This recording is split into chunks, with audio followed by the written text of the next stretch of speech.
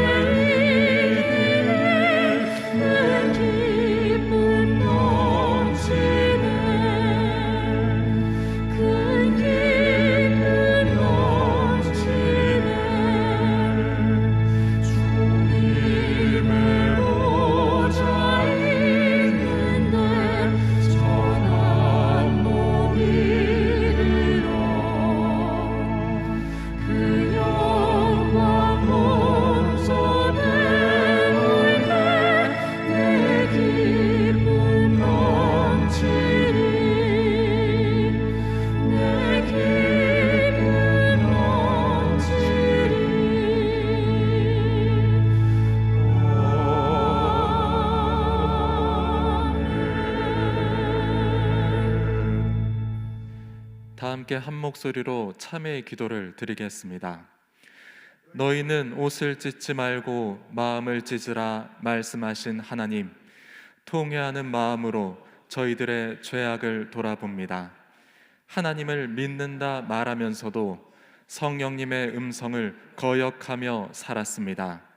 주님만 의뢰한다고 입으로 고백하면서도 믿음의 말인 기도를 생활로 옮기지 못하였습니다. 내일 죽을 터이니 오늘 먹고 마시자는 생각에 사로잡혀 방탕함으로 시간과 물질과 재능을 허비하였습니다. 눈에 보이는 형제를 사랑하지 못하면서 눈에 보이지 않는 하나님을 사랑한다며 허망한 말을 하기도 했습니다. 바다가 끊임없이 거품을 내듯 저희들의 마음과 언어와 행동에서도 끊임없는 죄악이 흐르고 있습니다. 자비로우신 주님, 참 마음으로 회개하오니 우리의 완악한 마음에 은혜를 베풀어 주옵소서. 온유함과 겸손함으로 하나님을 섬기게 하옵소서. 예수님의 이름으로 이 고백의 기도를 드립니다. 아멘. 죄사함의 말씀을 들으십시오. 우리가 아직 죄인 되었을 때 그리스도께서 우리를 위하여 죽으심으로 하나님께서 우리에 대한 자기의 사랑을 확증하셨느니라. 아멘. 찬양 성부 성자 성령 성삼위일체께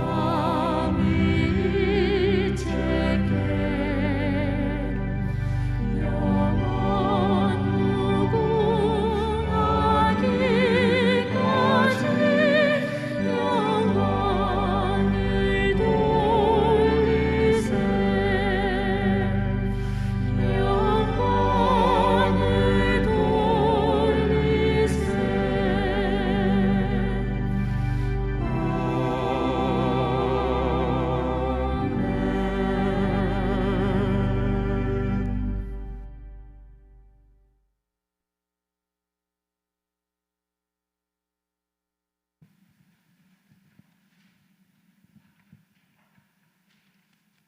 만물의 주인 되시는 하나님 아버지, 올 한 해도 은혜와 풍성한 가을을 주시니 감사드립니다. 수확의 계절인 10월에 하나님께 영광 돌리는 예배를 드릴 수 있도록 인도하시니 감사를 드립니다. 코로나로 인해 모두가 힘든 삶이지만 지금까지 지내온 모든 것이 주님의 크신 은혜였음을 고백합니다. 앞으로 나아갈 길도 주님께서 지켜주실 줄 믿습니다. 주님께서 주신 힘과 능력으로 모든 어려움을 이겨내고 많은 사람들에게 소망을 주시옵소서. 주님, 지난 한 주간도 세상 속에 살면서 많은 문제들이 삶 가운데 있었지만 선한 삶을 살지 못했음을 고백합니다. 십자가의 보혈로 허물을 씻어 주옵소서. 사랑의 하나님, 오늘 예배를 통하여 우리 예배가 하나님의 은혜와 사랑에 감격하여 감사의 산 제사를 드리는 시간 되게 하여 주시옵소서. 영적인 열매를 드리는 우리의 삶이 되게 하옵소서. 코로나로 인해 언제부터인가 우리의 심령이 메말라가는 것을 느끼지도 못한 채 우리의 심령이 메말라 있음을 보게 됩니다. 주님, 오늘 우리의 심령이 회복되게 하여 주옵소서. 오늘 우리의 영혼이 살아나는 예배, 기도가 회복되고 참된 감사와 믿음이 회복되는 시간이 되게 하여 주옵소서. 오늘도 말씀을 전하시는 목사님께 성령의 충만함과 능력으로 함께 하사 우리 모두 은혜 받게 하시며 새 힘을 얻는 시간 되게 하여 주시옵소서. 주님, 지금은 성가대의 찬양을 온전히 들을 수는 없지만 하루빨리 온전한 찬양을 듣는 그날이 돌아오기를 간절히 기도합니다. 이 모든 말씀 예수 그리스도 이름으로 기도드립니다. 아멘.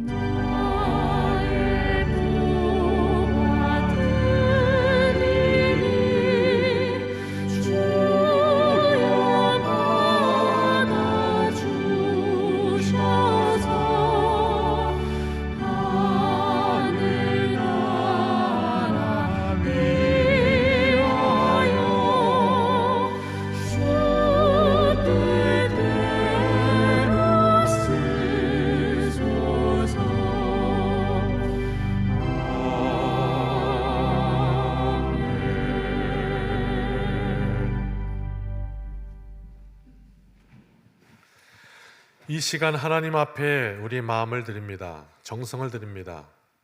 우리의 드린 예물, 우리의 기도, 우리의 삶이 하나님께 온전히 드려지게 하시고 또 하나님께서 기뻐 받으시며 응답하시는 우리의 삶이 되기를 원합니다. 날마다 우리의 삶의 자리에서 그 하나님의 응답하심을 보고 또 우리의 삶을 드리는 계속하여 하나님과의 교통 안에 우리의 삶이 있기를 소원합니다. 하나님, 드려진 모든 예물 위에 응답하사 하늘의 보고를 여시고 충만하신 은혜로 채워 주옵소서. 예수님의 이름으로 기도드립니다. 아멘.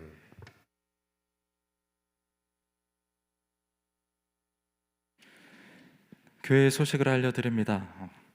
특별 새벽 기도회가 있습니다. 룻기와 함께하는 특별 새벽 기도회라는 제목으로 또 회복이라는 주제로 시작을 합니다. 11월 1일 월요일부터 5일 금요일까지 5일 동안 이제 특별 새벽 기도회가 진행이 되고요. 오전 5시에 본당에서 드립니다. 그리고 특별히 11월 1일은 월삭 축복 성회로 드립니다. 많은 분들이 함께 나오셔서 말씀의 은혜를 받으시길 원합니다. 교육부 오프라인 예배는 계속해서 동일한 내용입니다. 주보를 참고해 주시길 바랍니다. 수험생을 위한 기도회가 지난주부터 계속해서 이제 10월 18일부터 11월 18일까지 한 달간 또 기도를 하고 있습니다. 이름을 명단을 보시면서 또 아이들을 위해서 함께 기도해 주시길 원합니다. 결혼 소식이 있습니다. 백승화 군과 서향숙 양의 결혼이 10월 30일 토요일에 낮 12시에 소전미술관에서 있습니다. 그리고 또 결혼이 하나 더 있습니다. 최영기 군과 백소연 양의 결혼식이 동일하게 10월 30일 토요일 오후 4시에 스카이 컨벤션 웨딩홀에서 있습니다. 축하드립니다. 오늘 우리에게 주신 하나님의 말씀은 사도행전 27장 27절로 44절 말씀입니다. 하나님의 말씀을 경외하는 마음으로 다 함께 일어나 말씀을 받겠습니다. 열 나흘째 되는 날 밤에 우리가 아드리아 바다에서 이리저리 쫓겨가다가 자정쯤 되어 사공들이 어느 육지에 가까워지는 줄을 짐작하고 물을 재어보니 20길이 되고 조금 가다가 다시 재니 15길이라. 암초에 걸릴까 하여 고물로 닷넷을 내리고 날이 새기를 고대하니라. 사공들이 도망하고자 하여 이 물에서 닻을 내리는 채하고 거룻배를 바다에 내려놓거늘 바울이 백부장과 군인들에게 이르되 이 사람들이 배에 있지 아니하면 너희가 구원을 얻지 못하리라 하니 이에 군인들이 거룻줄을 끊어 떼어 버리니라. 날이 새어가매 바울이 여러 사람에게 음식 먹기를 권하여 이르되 너희가 기다리며 먹지 못하고 줄인지가 오늘까지 열 나흘인즉 음식 먹기를 권하노니 이것이 너희의 구원을 위하는 것이요 너희 중 머리카락 하나도 잃을 자가 없으리라 하고 떡을 가져다가 모든 사람 앞에서 하나님께 축사하고 떼어 먹기를 시작하매 그들도 다 안심하고 받아 먹으니 배에 있는 우리의 수는 전부 276명이더라. 배부르게 먹고 밀을 바다에 버려 배를 가볍게 하였더니 날이 새매 어느 땅인지 알지 못하나 경사진 해안으로 된 항만이 눈에 띄거늘 배를 거기에 들여다 댈 수 있는가 의논한 후 닻을 끊어 바다에 버리는 동시에 키를 풀어 늦추고 돛을 달고 바람에 맞추어 해안을 향하여 들어가다가 두 물이 합하여 흐르는 곳을 만나 배를 걸매 이 물은 부딪혀 움직일 수 없이 붙고 고물은 큰 물결에 깨어져 가니 군인들은 죄수가 헤엄쳐서 도망할까 하여 그들을 죽이는 것이 좋다 하였으나 백부장이 바울을 구원하려 하여 그들의 뜻을 막고 헤엄칠 줄 아는 사람들을 명하여 물에 뛰어내려 먼저 육지에 나가게 하고 그 남은 사람들은 널조각 혹은 배 물건에 의지하여 나가게 하니 마침내 사람들이 다 상륙하여 구조되니라. 아멘.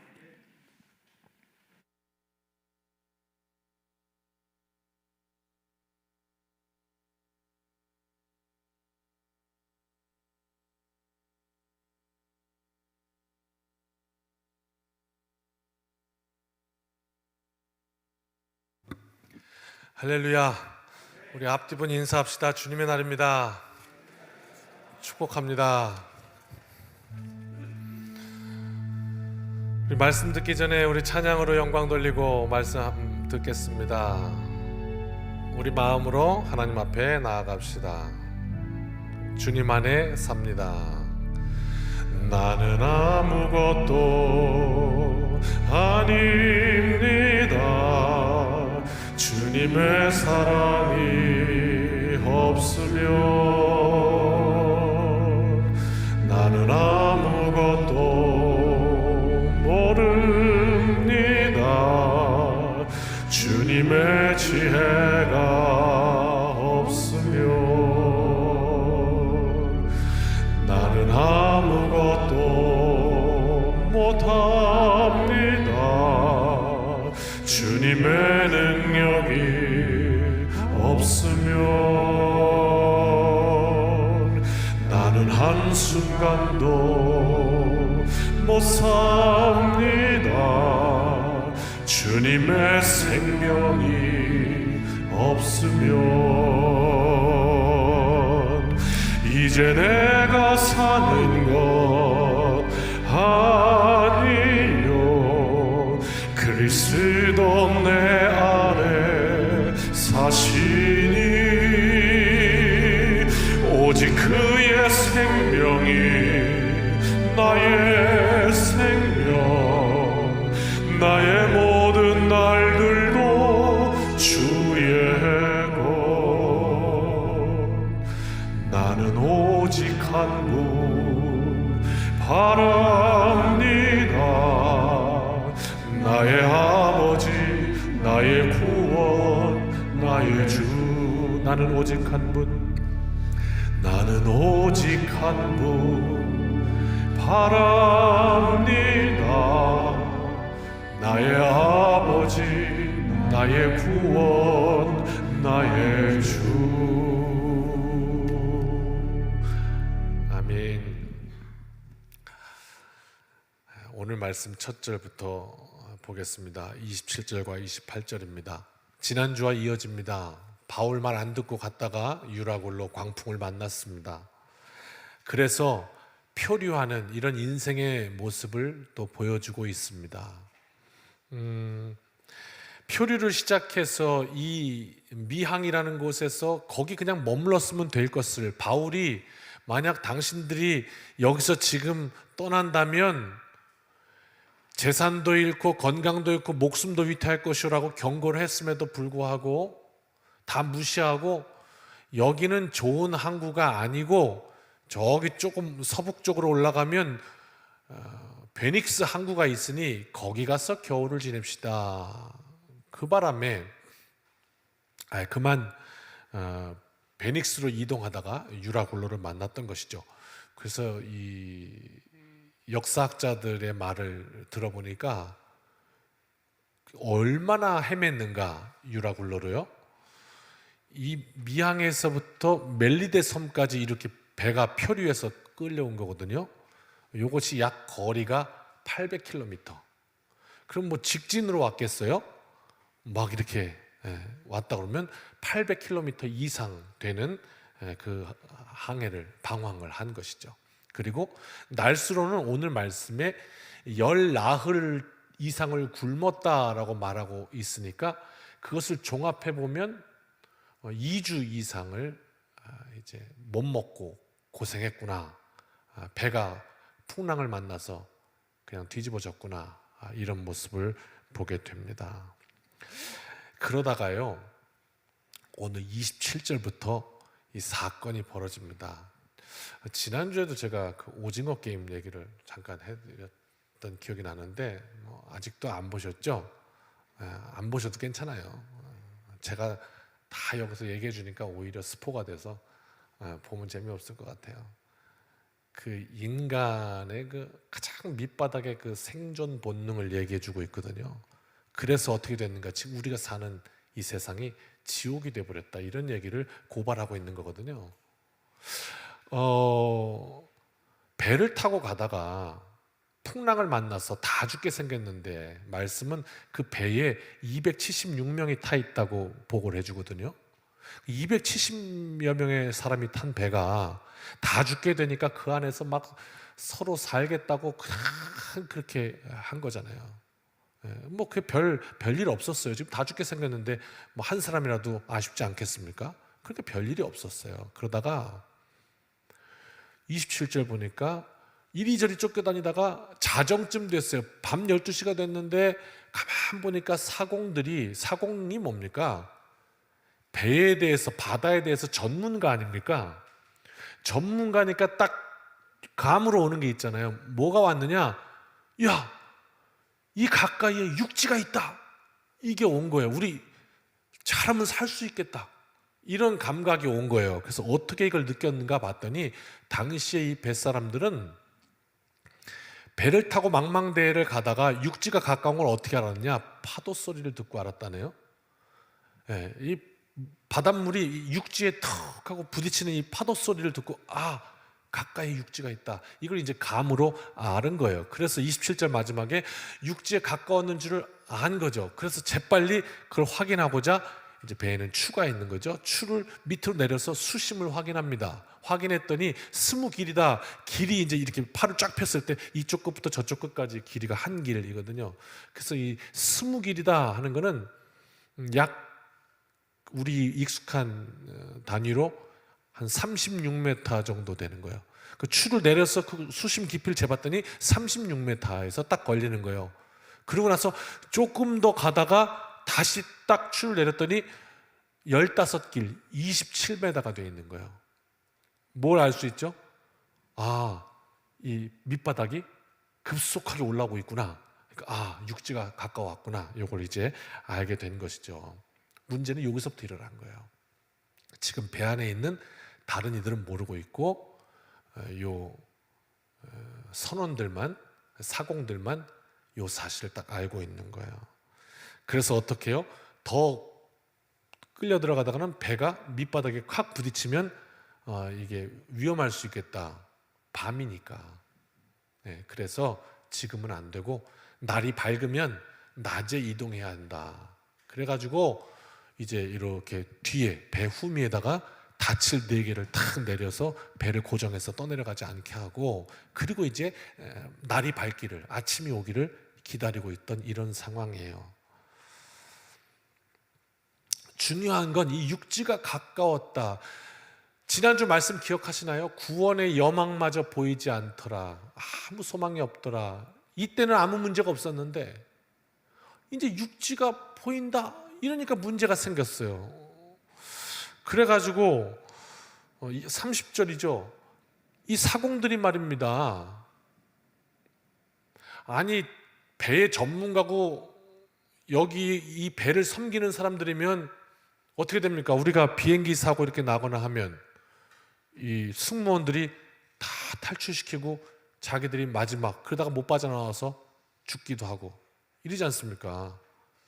그런가 하면 세월호라는 사건으로 우리가 보아서 알고 있지만 세상의 마지막까지 다 아이들 탈출시키고 마지막에 나와야 될 그분께서 해야 될 일은 안 하시고 밤새 술 먹다가 배가 가라앉았다 그러니까 자기 탈출 못할까 봐 제발 좀 가만히 있어라 그래서 애들은 다 가만히 있게 하고 본인은 빤스바람이 나와서 나 혼자 살겠다고 배에 올라타는 그 장면, 지금 그 장면이 이 사도행전에 나오고 있는 거예요.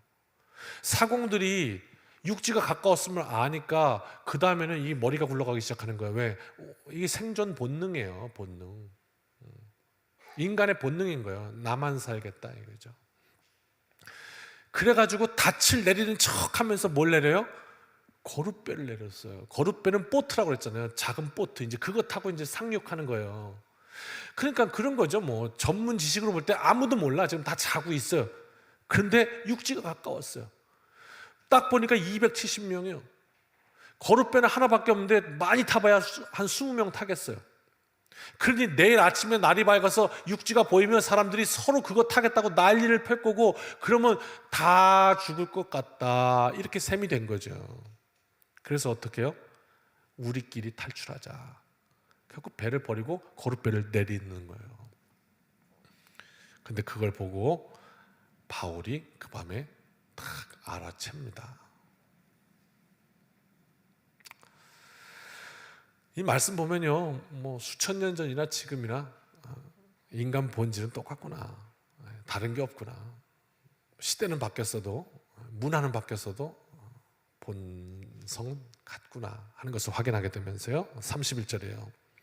바울이 그래서 이렇게 얘기를 합니다. 백부장과 군인들에게 이렇게 말을 해요.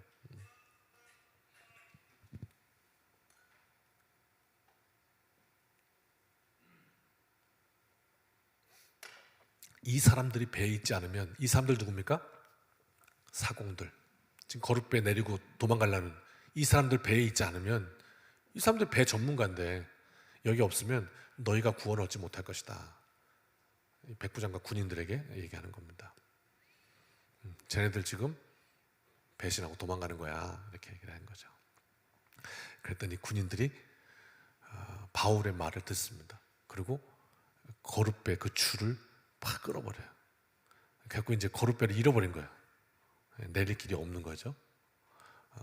이제 몇 가지를 확인하게 되는데 뭐냐면,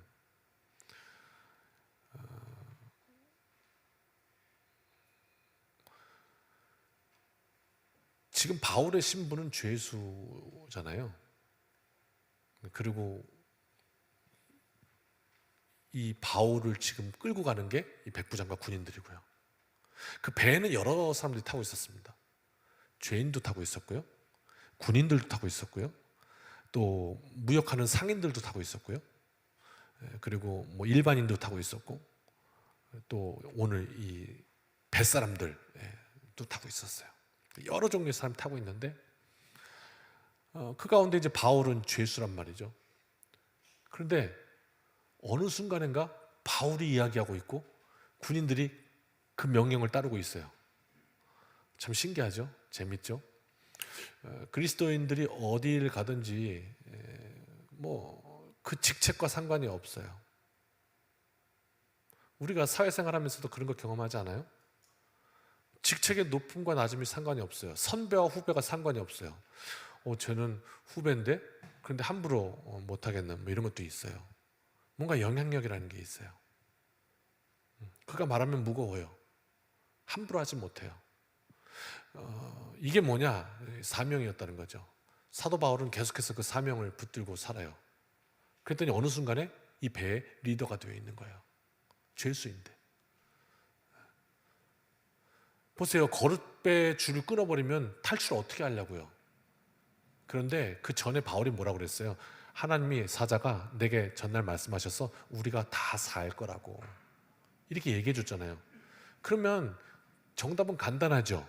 사공들은 그 말을 못 믿어서 거룻배를 내린 거고요, 군인들은 그 말을 믿어서 거룻배를 줄을 끄는 거예요. 간단하잖아요. 그죠? 왜? 거룻배 줄 끊으면 우리가 탈출할 수단이 없는데, 근데 바울이 우리 산다고 그랬어요. 그래서 그 말 믿고 끊어버린 거고, 사공들은 그 말 못 믿어서 거룻배 내린 거예요. 그래서 또 이런 장면에서 가만히 보면 참 우리 삶의 이야기를 하고 있습니다. 뭐 이렇게 그런 것 같아요. 우리가 사는 세상은 뭐 하나만 잘해도 먹고 사는 데는 지장 없다, 이런 얘기들을 많이 하죠. 하다못해 이게 계란 후라이 하나만 잘 부쳐도 뭐 이상 없다, 달고나 하나만 잘해도 이상이 없다, 뭐 이렇게. 그 무슨 얘기입니까? 뭐 하나를 계속해서 반복하게 하다 보면 그거의 전문가가 된다, 이 말입니다.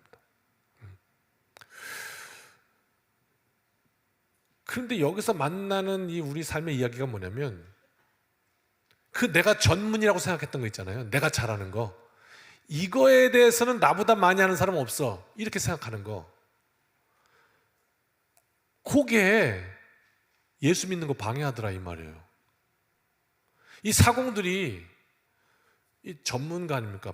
바다에 대해서.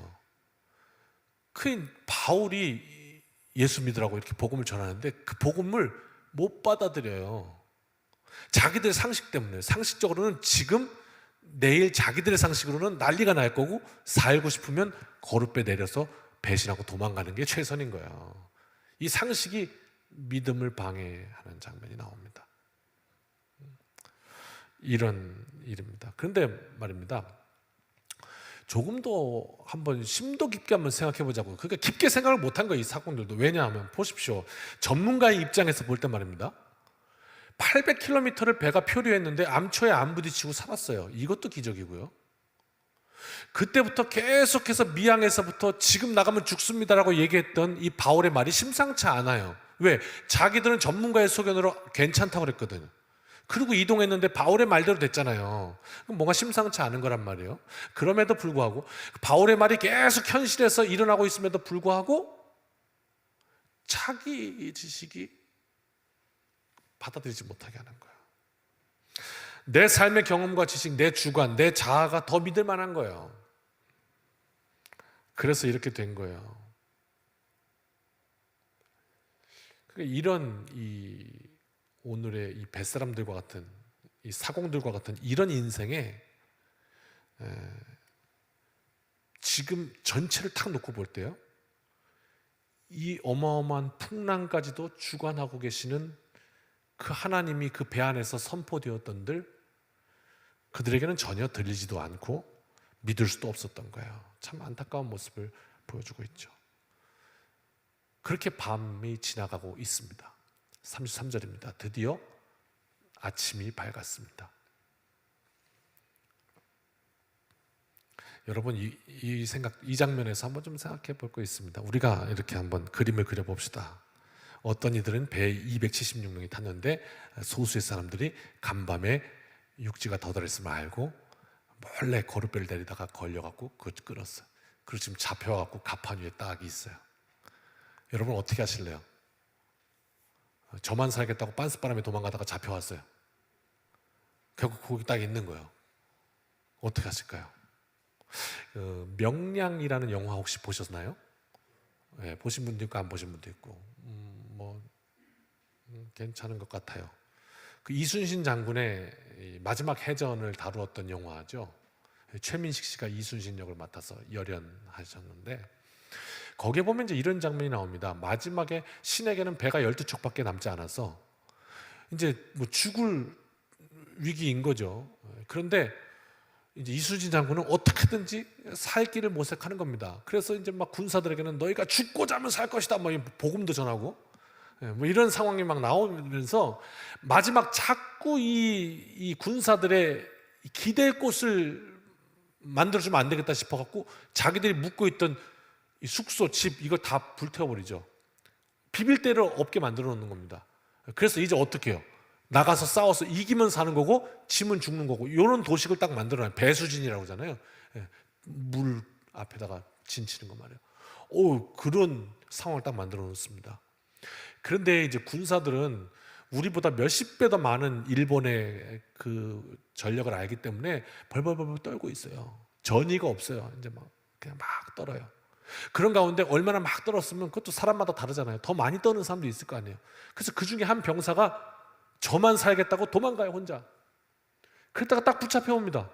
그리고 이순신 앞에 갖다 딱 대요. 그랬더니 그때 그 장면에서 이순신이 옆에 있던 그 부하의 칼을 탁 빼가지고 그 자리에서 그 도망가려다 잡혀온 사람 목을 내리칩니다. 그리고 한마디 대사했던 거 혹시 기억하십니까? 이렇게 말합니다. 군율은 지엄한 것이다! 이렇게 얘기합니다. 무슨 얘기인지 들으셨죠? 군율은 지엄한 것이다. 그리고 칼을 탁 꽂고 들어갑니다.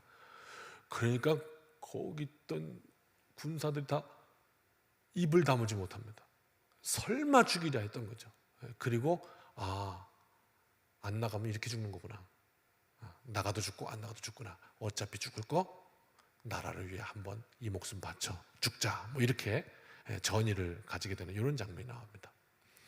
그런데 오늘 말이죠. 이 배 안에서 저들만 살겠다고 도망가다가 잡혀온 무리들도 거기에 있었습니다. 그런데 바울이 어떻게 했느냐? 여러 사람에게 음식 먹기를 권해서 너희들이 지금 먹지 못하고 줄인 지가 오늘까지 10나흘이다. 2주를 못 먹었다. 그러면서 음식을 좀 먹어라. 띄워줘요.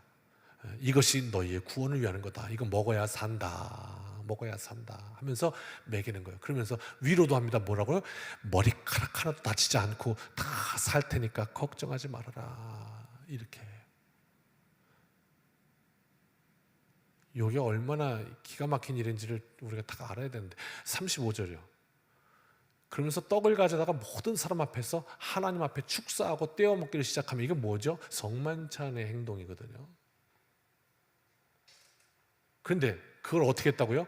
모든 사람, 그들도 예외가 아니었던 거예요. 그 도망가려고 했던 사공들도 예외가 아니었던 거예요. 그랬더니 36절에 그들도 다 안심하고 받아 먹었대요. 그리고 거기 배에 탄 사람이 276명이었다, 이런 얘기를 하고 있습니다. 저는요, 이 이순신 장군 이야기를 해드린 이유가 뭐냐면요, 그 이순신 장군은 도망가려다 잡혀온 사람 목을 뱉고, 오늘 바울은 그에게도 떡을 주었고, 그래서 이순신 장군은 잘못했고 틀렸고 바울은 옳았고, 이런 얘기 하려고 그러는 게 아닙니다. 그게 아니고요, 한번 잘 생각해 보자는 거예요. 어떤 논리냐면요, 확실하게 알게 되는 게 하나 있는데 뭐냐면, 바울과 이순신 장군이 달랐던 게 있다는 얘기를 하고 싶은 거예요. 그래서 이해하게 되더라고요. 어떤 걸. 그렇구나. 뭐가 다르냐면, 인간과 하나님이 다른 것이 있다면 뭐가 다르냐면, 우리 인간은 한 치 앞을 내다볼 수가 없어요.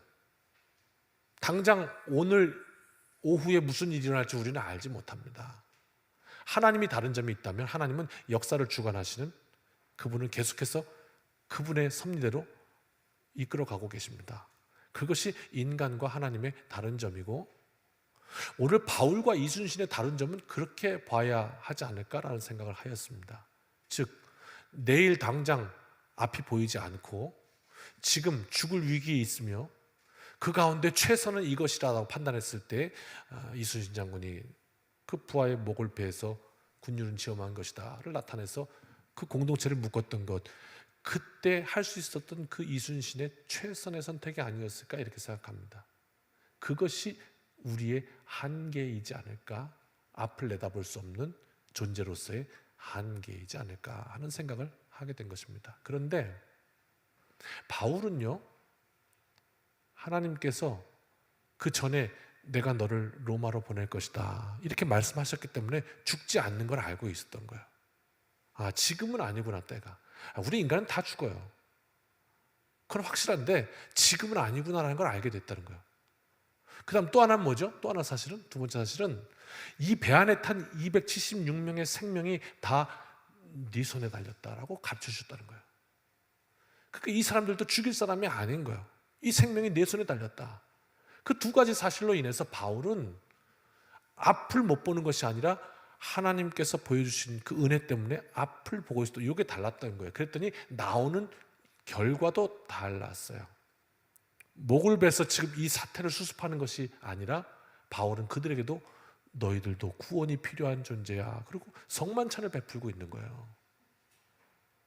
어떻게 이런 일이 있을까? 여러분, 가능하세요? 우리네 인간은요, 정말 작은 어떤 불합리하거나 부조리나 이런 불의나 누가 뭔가 잘못한 걸 보면 말이에요, 요즘 얼마나 시끄러워요. 뉴스 안 보고 사셔요? 보시죠? 얼마나 시끄러워요. 연예인 하나가 뭐 여자친구를 만났다가 뭐 어쩌고 저쩌고 뭐 그래갖고 또 여자친구가 또 고발을 해도 뭐 얼마나 막 너무 시끄러워.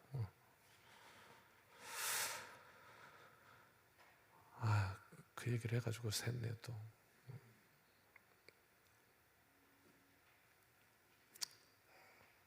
막 그런 뉴스만 봐도 벌벌벌 떨잖아요. 그런데 우리가 직장 생활하면서, 회사 생활하면서 예를 들면 누군가 당했어요.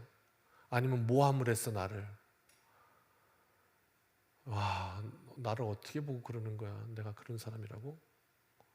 막 그러면 너무 분이 나잖아요. 막 어떻게 참을 수가 없잖아요. 그래서 밤에 떼굴떼굴 굴르면서 그렇잖아요. 여기 맨 앞에 우리 임양숙 권사님이 이렇게 앉아서 예배를 탁 들으시는데, 이렇게 손님들들 맞잖아요, 그죠? 그러면 그 소위 말하는 진상, 있죠, 있지 왜 없어? 근데 진짜 제대로 된 진상, 근데 평생 못 잊을 진상 있다 그러면 그날 밤 잠이 오냐고. 그놈 가다가 그냥 확 뒤로 자빠졌으면 좋겠다, 그냥. 막 이게 막 분해가지고 말이에요. 왜? 당했으니까, 상처가 있으니까 막 그렇잖아요. 그런데 너도 구원이 필요하다 그러면서 받아 먹어라. 이게 나오겠냔 말이에요. 어떻게 이런 일이 있을지. 벌써 우리의 한계를 벗어나는 일이다 이 말이죠. 그러니까 이 바울은 그게 어떻게 가능했냐? 하나님께서 미래를 보여주셨기 때문이에요. 하나님의 계획과 뜻을 보여주셨기 때문이에요. 그래서 그게 가능해진 거지, 바울이 인간적으로 초인이라서 가능했던 게 아닌 거죠. 아, 그렇구나. 이것이 믿음 안에서, 그리스도 안에서 능치 못함이 없는 그 모양이구나 하는 것을 우리에게 보여주고 있어요. 그래가지고요, 이제 날이 새니까 이제 다 보이는 거죠. 38절에 이제 다 그동안 있었던 거, 왜 이제 상륙해야 되니까 먹고 나머지 밀가루도 다 바다에 버리고 배를 조금이라도 가볍게 해야 뜰 테니까, 그래야 좀 덜 위험할 테니까. 그리고서 이제 39절에 본 거예요. 그리고 배를 댈 수 있겠냐 이런 이야기를 하는 거죠. 그래서 이제 배에서 탈출해서 상륙해야 되는 이 시점에 이르르는데 여기서 또 한 번의 위기를 맞게 됩니다. 오징어 게임 같았고, 막 이제 생존 막 죽이고 막 이런 얘기나. 어쩔까요? 또 한 번의 위기가 발생하는데 42절부터입니다. 당시 로마법에는 말입니다, 지금 이 배에는 죄수들도 타고 있고 그 죄수들을 이송하는 군인들도 타고 있습니다. 그렇죠? 그런데 당시 로마법에는 군인이 죄수를 데리고 이동하다가 만약 이 죄수가 도망가거나 죄수를 놓쳐버리면 그 죄수가 받아야 될 형벌을 이 군인이 받게 되어 있었습니다. 그러니까 목숨 걸고 지켜야 되는 거예요. 그런데 지금 이 군인들이 와서 백부장에게 뭐라고 얘기하냐면, 우리요 지금 2주간 금식하면서 풍랑과 싸웠습니다. 몸도 지치고 마음도 지치고 지금 우리에게 남은 체력이 없어요. 에너지가 없어요. 더 이상 이 죄수들 우리가 감당이 안 됩니다. 게다가 이 사람들 지금 육지가 가까웠습니다. 헤엄쳐갖고 도망가 버리면 어떻게 하실래요? 우리 감당 안 됩니다. 그러니까 어떻게 하자고요? 이 사람들부터 죽이고 갑시다. 그래야 어떻게 우리가 살아도 산 거지, 이 사람들 도망가 버리면 우리 살아도 산 게 아닙니다. 죽이고 갑시다. 그랬더니 43절에 뭐라고 했냐면, 죄수를 죽이는 거 뭐 좋다 해도 죄수를 죽이면 누구까지 죽여야 돼요? 바울까지 죽여야 되는 거예요. 그런데 백부장이 바울을 죽일 수가 없는 거예요. 왜? 저 시작서부터 이 배의 영적인 리더야. 보니까 바울이 하는 말대로 되고, 어느덧 군인들이 내 말 안 듣고 바울 말대로 지금 바울이 지금 그 배의 리더가 돼 있는 거예요. 죽일 수가 없죠. 왜? 내 목숨도 저 바울이, 저 믿는 저 하나님이 주관하는 거라 알게 된 거죠. 그러니까 함부로 바울을 죽일 수가 없는 거예요. 그래가지고 그 뜻을 막고 안 될 소리다, 죄인을 죽이다니. 그리고 이제 그 276명을 조절하는 거예요. 어떻게? 자, 수영할 줄 아는 사람 손 들어요. 그래서 딱 손 드니까 그 사람들 지금 내려서 수영해서 헤엄쳐서 육지로 가시오, 출발! 그 사람들 쫙 수영해서 가는 거예요. 그래도 뭐 떠 있으면 튜브 하나 주면은 갈 수 있는 사람 손 들어. 그래갖고 이제 막 조각도 주고 구명 뭐 그런 것도 주고 널빤지 하나 이런 거 주고 이래가지고 그거 다 이렇게 붙잡고 수영을 해가지고, 그래서 오늘 마지막 절이 다 상륙해서 모두가 구조되었다, 이런 말씀을 오늘 주고 있어요. 여기 이제 오늘 말씀의 내용입니다. 정리할게요. 그래서 이 말씀 속에서 여러분 오늘 어떤 하나님을 만나십니까? 오늘 우리 인생과 어떻게 부딪힙니까? 오늘 이 시간에 우리가 알아야 할 것은 무엇일까요? 첫 번째, 오늘 말씀은요, 인간 존재에 관한 깊은 불신을 고발합니다. 세상에 믿을 놈 없다, 그 말 기억하시죠? 이것이 세상에선 상식입니다. 믿을 놈 없다. 그래서 뭐 목욕탕 얘기 나오지 않습니까? 할아버지와 손자가 가서 할아버지 왜 거기 괜찮아요? 시원하다. 그래갖고 시원한 줄 알고 들어갔다가 뜨거워 나오면서 믿을 놈 하나도 없네 세상에. 그랬다고. 우스갯 이야기지만 그것이 우리 세상의 상식입니다. 그래서 믿을 존재가 아닌데 믿었다가 어떤 말이 나왔습니까? 믿는 도끼에 발등 찍힌다는 말이 나왔습니다. 인간은 믿음의 대상이 아니라는 말도 거기서 나왔죠. 믿음의 대상이 아닌데 자꾸 믿다가 찍히고 상처받는 거죠. 그렇습니다. 그런데 여러분, 그런데 말입니다. 이 불신 때문에, 이 상식 때문에, 세상에 믿을 수 없다는 이 명제 때문에 우리는 너와 나 사이에서 서로가 서로에게 용납되지 못합니다. 받아들여지지를 못해요. 이것이 우리의 비극입니다. 온갖 친한 척 내 간과 쓸개도 다 빼어줄 것 같이 이렇게 얘기를 하지만, 그러나 우리의 존재의 깊은 내면에는 인간에 대한 불신이 있습니다.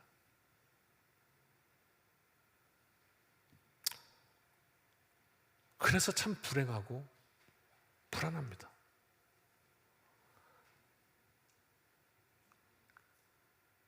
가장 가까운 관계로 와보면 어떨까요? 부모와 자식, 또는 남편과 아내, 부부? 부부 간의 불신이면 어떻겠습니까? 제가 얘기를 하려고 이렇게 오늘 이렇게 찾다가 이렇게 권강희 권사님 혼자 딱 앉으신 거 보고, 우리 오 권사님은 오늘 출근하셨구나. 그리고 한참 있다 딱 보니까 저기 계시는 거예요. 그래서 왜 이렇게 멀리 앉으셨을까? 오늘 이렇게 물음표가 되게 하시면 안 되는데 왜 그랬을까? 그래서 이런 생각도 하긴 했는데, 이왕이면 같이 딱 앉으셔요. 뭐 사이도 좋으신 걸로 내가 아는데, 그래서 하는 말이야. 부부간의 불신, 만약에 예를 들면 말입니다. 우리 그래도 이제 남자가 힘은 좀 더 셀 것 같으니까 이제 이렇게 한번 해봅시다. 우리 오 권사님이 밤에 자는 거예요. 밤에 자는데 이런 생각이 드는 거야. 내가 잘 때, 죄송합니다, 용서해 주십시오, 건강이가 내 목을 조를 것 같다. 아무래도 그럴 것 같아. 오늘 밤일 것 같아. 막 이런 생각이 들면 그 주무시겠습니까? 예? 그게 뭐 지옥이지 뭐 지옥. 그게 지옥 아닙니까? 그러니까 우리가 믿을만하지 못한 존재라는 것이 이 상식이 되어버린 이 사회, 그 속에서 살아가는 우리의 참 안타까운 현실. 그래서 서로가 서로에게 진심으로 용납되지 못한 것. 그런데 그리스도께서는 우리를 용납하셨거든요. 어떻게? 네가 아무리 나에게 그래도 나는 너를 사랑한다. 그리고 그냥 받아주신 거거든요. 그리고 우리가 누군가의 어떤 존재를 용납하려 한다면 그것이 전제되어야 하는 것이죠. 내가 죽어야 하는 거. 네가 나에게 칼을 줄지라도 나는 널 사랑하겠다. 그것이 없으면 품지 못하는 거죠. 이게 우리 존재에 관한 설명이죠. 그게 복음이고요. 그래서 오늘 말씀은 그걸 가르쳐줍니다. 인간 존재에 관한 깊은 불신, 이것을 고발합니다. 그렇게 같이 고생하고 하더니 무슨 문제만 생기면 자기부터 살겠다는 거죠. 거룩배 내리고, 군인들 먼저 죽이자 그러고, 죄수들 먼저 죽이자 그러고, 계속되는 배에서 그런 일이 일어납니다. 이게 인간 존재라는 것을 가르쳐주고 있는 거예요. 두 번째, 오늘 말씀이 우리에게 알려주는 바는, 세상에서는 이렇게 오늘 말씀처럼 저 혼자 살겠다고 발버둥 치는 이 사공, 오늘 말씀의 사공과 같은 존재들로 가득한 것이 우리가 사는 삶의 자리입니다. 그렇죠. 뭐가 있겠어요. 내가 살기 위해서 이웃에게 알려야 될 일을 알리지 않고, 하지 말아야 될 일을 하고, 선장으로서 해야 될 일은 뒷전이고, 빤스바람 탈취하던 그분과 같이 술 먹다가 자다가 살려니까 다 죽어도 나는 살아야겠다 그러고 튀어나왔던, 얼마나 딱합니까? 그 모습 보시면서 어떠셨습니까? 아이고, 하지 않으셨습니까? 그런데 어쩌면 좋습니까? 그 딱한 모습이 오늘 저와 여러분의 모습인 겁니다. 그게 세상의 상식이라는 거예요. 우리가 사는 세상에 다 그렇게 알고 산다는 거예요. 뭐 저만 살면 되지 뭐, 이것이 말이에요. 예전에 말입니다. 그 드라마를 제가 이제 본 것이, 명작들은 이렇게 몇 개를 봤습니다. 잘 보는 편은 아닙니다. 영화도 잘 안 보고 드라마도 안 보고 이렇게 즐기는 게 없는데, 굵직한 거 봤습니다. 뭐 대장금, 허준, 그다음에 하얀 거탑, 뭐 이런 드라마들을 봤어요. 그런데 그 하얀 거탑이라는 아주 의사들의 치밀한 그 진급을 놓고 경쟁하는 막 뒤통수 치고 뭐 이렇게 하는 그런 드라마인데 거기에 이런 대사가 나오더라고요. 센 놈이 살아남는 게 아니라 살아남는 놈이 센 거요. 이런 대사가 나와요. 그 장인이 그러죠. 장준혁의 장인이 그래요. 그게 뭐냐? 우리가 사는 이 세상의 방식이라는 거예요. 뭐 어떻게 하면 살아남는 게 중요한 거지. 세 번째, 오늘 말씀은 우리에게 전혀 다른 시각을 선물합니다. 그 배 안에 그렇게 인간의 본능대로 살아가는 사람들이 가득했지만 그러나 그 가운데 저 위에서 하나님께서 섭리하고 계신 그것을 보고 있는 인생도 있었다는 말입니다. 그게 무엇이냐? 사명이었습니다. 그래서 사명이 생명입니다. 오늘 나는 무슨 일에 묶여 살고 있는가 말입니다. 하나님이 나와 함께 하신다. 이 명제가 하나님의 계획을 내가 알게 되는 것이었고 그 하나님의 계획을 알게 된다면 나는 오늘 바울과 같이 살 수 있는 겁니다. 어떻게요? 그 상황 속에서도 성만찬을 베푸는 너에게도 구원이 필요하다.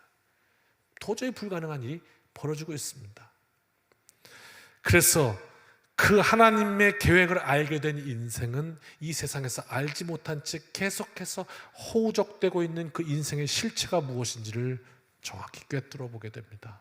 저게 문제구나. 이렇게요. 그래서 바울처럼 분노할 만한 상황에서도 다시 한번 생각하고 은혜를 베푸는 인생이 될 수 있는 거죠. 얼마나 화가 납니까? 지들만 살겠다고 거룻배 내려서 도망가는 사람들을 보면 처벌해야 속이 시원하죠. 뭐 어떻게 하든지. 우리가 죽을 위기에서 이런 사람들 만나면 정말 분노할 것 같아요. 그런데 바울은 분노하지 않았거든요. 그 이유가 그것이었죠. 믿음이 있기 때문에 죽지 않을 것을 알았습니다. 그래서 은혜를 베푸는. 그래서 결론은 하나님의 뜻이 거기 이루어지고 다 구원해내는. 오늘 우리는 우리의 삶의 자리에서 한번 물어봅시다, 여러분.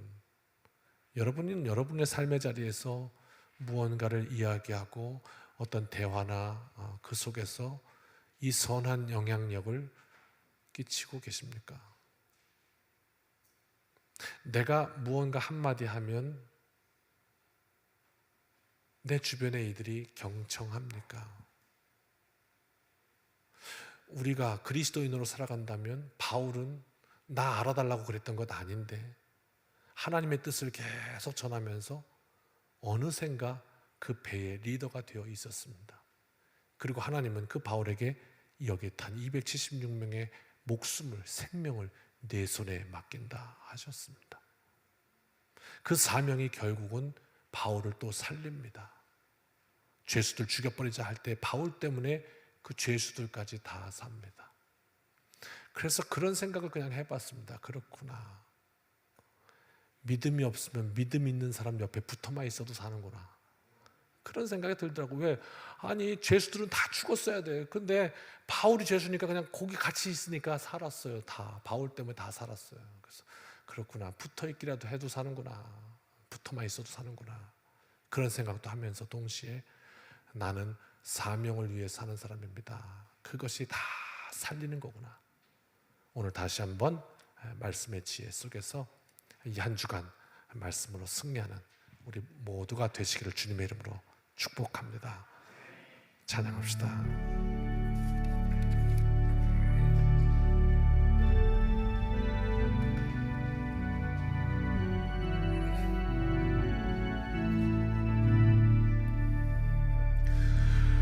나는 아무것도 아닙니다. 주님의 사랑이 없으면 나는 아무것도 모릅니다. 주님의 지혜가 없으면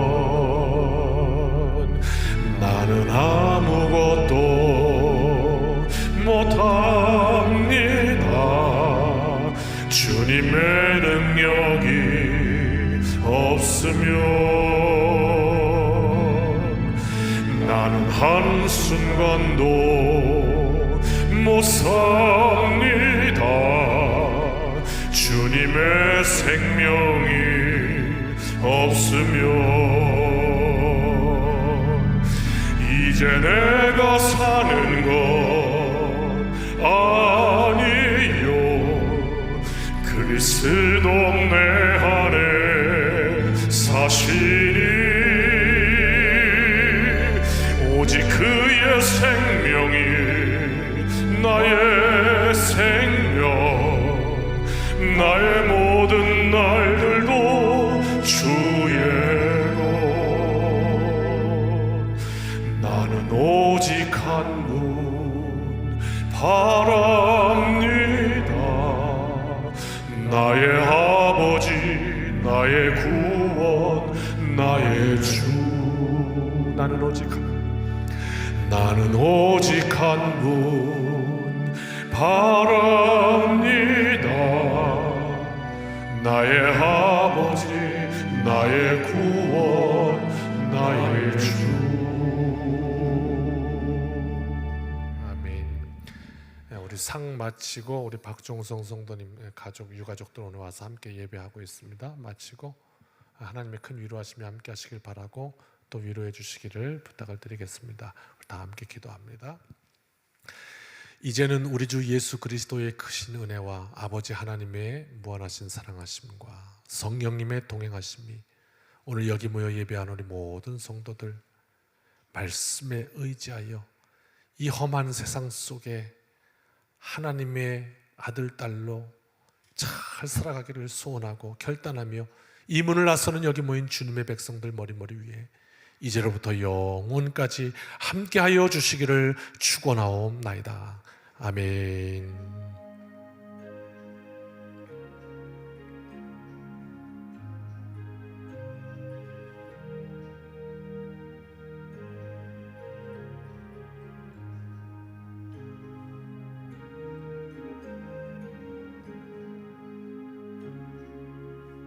아멘. 사랑하는 성도 여러분, 이 한 주간도 주님의 은혜로 승리합시다. 아멘.